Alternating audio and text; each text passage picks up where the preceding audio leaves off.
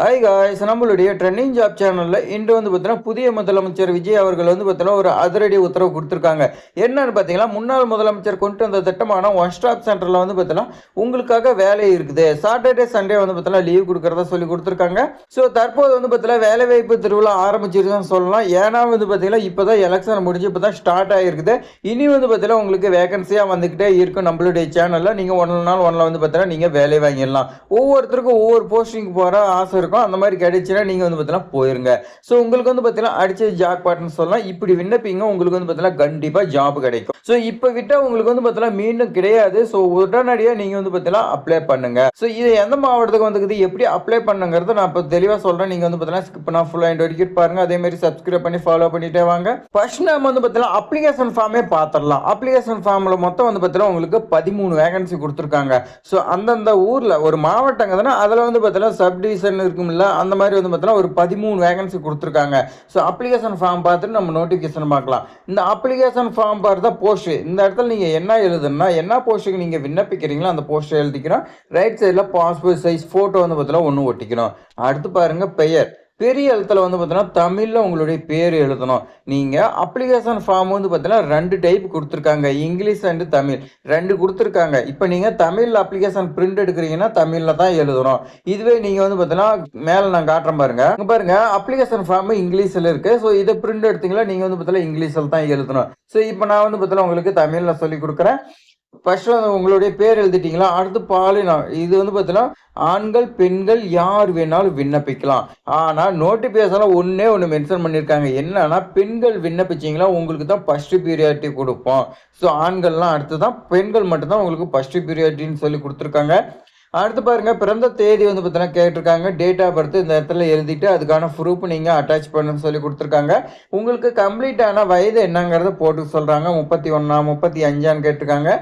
உங்களுக்கு age limit 42 வரைக்கும் நீங்கள் பார்த்தீங்கன்னா அப்ளை பண்ணலாம்னு சொல்லி கொடுத்துருக்காங்க. அடுத்து கல்யாண நிலை கேட்குறாங்க. உங்களுக்கு கல்யாணம் ஆயிடுச்சா இல்லையான்னு சொல்லி கேட்குறாங்க. ஆயிடுச்சுன்னா ஆம்னு சொல்லி போடுங்க, இல்லைன்னா இல்லைன்னு சொல்லி போட்டுருங்க. பெற்றோர் பாதுகாவலர் கணவரின் பெயர், உங்களுக்கு அப்பா இருந்தாலும் அப்பாவோட பேர் எழுதுங்க. கல்யாணம் ஆன பெண்கள் இருந்தால் நீங்கள் பார்த்தீங்கன்னா உங்களுடைய ஹஸ்பண்ட் நேம் எழுதலாம். இல்லை எனக்கு பெற்றோர் இல்லை கணவர் இல்லை அப்படின்னா நீங்கள் பாதுகாவலர் யாரோ அவங்களுடைய பேர் எழுதிக்கலாம். தேசிய இனம் பார்த்தீங்கன்னா கேட்குறாங்க, அதுவும் போட்டுருங்க. கல்வி தகுதியை நீங்கள் என்ன படிச்சுக்கிறீங்களோ அது பார்த்தீங்கன்னா போட்டுருங்க. உங்களுக்கு எங்கேயாவது ஒர்க் பண்ண எக்ஸ்பீரியன்ஸ் இருக்குதான்னு சொல்லி கேட்குறாங்க. இருந்துச்சுன்னா அந்த இடத்துல டீட்டெயில்ஸ் கொடுத்துருங்க. கம்பல்சரியாக என்னங்கிறது நம்ம நோட்டிஃபிகேஷன் செக் பண்ணிக்கலாம். ஸோ இந்த இடத்துல நீங்கள் பார்த்தீங்கன்னா உங்களுடைய அட்ரஸ் ஆதாரில் என்ன இருக்குது அப்படியே டோர் நம்பரோட அப்படியே பார்த்தீங்கன்னா எழுதிருங்க. உங்களுடைய மொபைல் நம்பர் அடுத்தவன்னு கேட்குறாங்க, தெளிவாக அந்த இடத்துல மிஸ்டேக் இல்லாத எழுதிருங்க.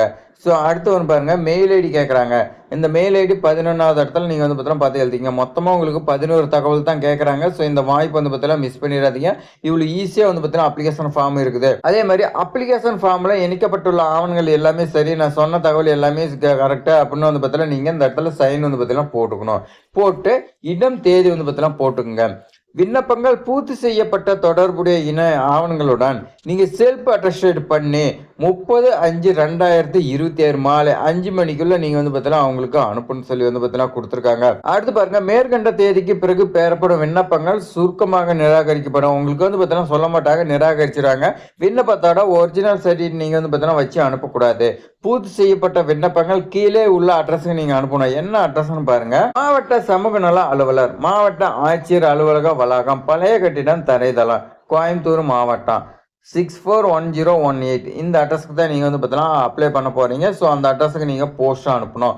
லேண்ட்லைன் நம்பர் கொடுத்துருக்காங்க. உங்களுக்கு ஏதாவது டவுட்னா நீங்கள் பார்த்தீங்கன்னா ஒர்க்கிங் ஹவர்ஸில் நீங்கள் கேட்டுக்கலாம். ஸோ அப்ளிகேஷன் ஃபார்ம் இவ்வளோ தான் ஃப்ரெண்ட்ஸ். அடுத்து நம்ம பார்த்தீங்கன்னா நோட்டிஃபிகேஷன் பார்க்கலாம் வாங்க.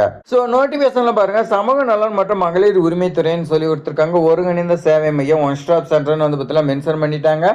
உங்களுக்கு கேஸ் ஒர்க்கர் பார்த்தீங்கன்னா உங்களுக்கு 13 வேகன்சி. எங்கள் கோயம்புத்தூரில் 3, பொள்ளாச்சியில் பார்த்தீங்கன்னா 2, மேட்டுப்பாளையத்தில் 4, தொண்டாமுத்தூரில் பார்த்தீங்கன்னா 4. உங்களுக்கு மொத்தம் பார்த்தீங்கன்னா உங்களுக்கு 13 வேகன்சி.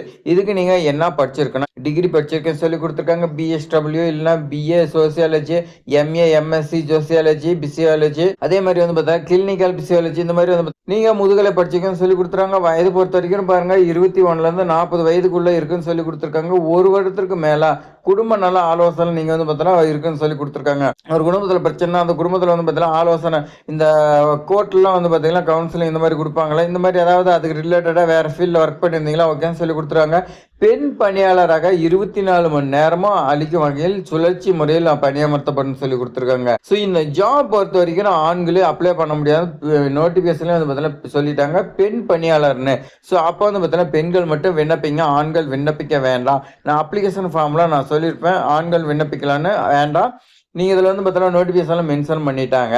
24 மணி நேரம் சுழற்சி, அதாவது 8, 8, 8 இந்த மாதிரி 3 ஷிஃப்ட்டோ இல்லை 2 ஷிஃப்ட்டோ என்ன சொல்கிறாங்களோ அதை தான் நம்ம வந்து பார்த்தீங்கன்னா ஃபாலோ பண்ணி ஆகணும். ஸோ உங்களுக்கு வந்து பார்த்தீங்கன்னா நீங்கள் நேர்காணலில் போய் செலக்ட் ஆகிட்டீங்களா, உங்களுக்கு 18,800 உங்களுக்கு சம்பளமாக இருக்குன்னு சொல்லி கொடுத்துருக்காங்க. உள்ளூரை சார்ந்தவராக இருக்குன்னு சொல்லி கொடுத்துருக்காங்க. இப்போ நீங்கள் எக்ஸாம்பிள் மேட்டுப்பாளையத்தில் வந்து பார்த்தீங்கன்னா அப்ளை பண்ணிங்கன்னா அந்த சரௌண்டிங்கில் இருக்கணும். தொண்டாமுத்தூர்னா அந்த சரௌண்டிங், இந்த மாதிரி வந்து பார்த்தீங்கன்னா அந்த சரௌண்டிங்கில் கோயம்புத்தூர் மாவட்டத்தில் இருக்குன்னு சொல்லி வந்து பார்த்தீங்கன்னா கொடுத்துருக்காங்க. ஸோ அந்தந்த ஊராக இருந்தால் உங்களுக்கு முன்னுரிமை கொடுப்பாங்க. ஸோ நோட்டிஃபிகேஷன் அவ்வளோதான் ஃப்ரெண்ட்ஸ். நம்ம சொன்ன மாதிரி வந்து பார்த்தீங்கன்னா அப்ளிகேஷன் ஃபார்ம் ஃபில் பண்ணி நீங்கள் அந்த அட்ரஸுக்கு சென்ட் பண்ணிடுங்க. ஸோ நம்மளுடைய புது முதலமைச்சர் வந்து பார்த்தீங்கன்னா இனி வந்து பார்த்தீங்கன்னா எந்த மாதிரி செய்வாங்க நமக்கு தெரியல. ஸோ நாம் வந்து பார்த்தீங்கன்னா வெயிட் பண்ணி பார்க்கலாம்.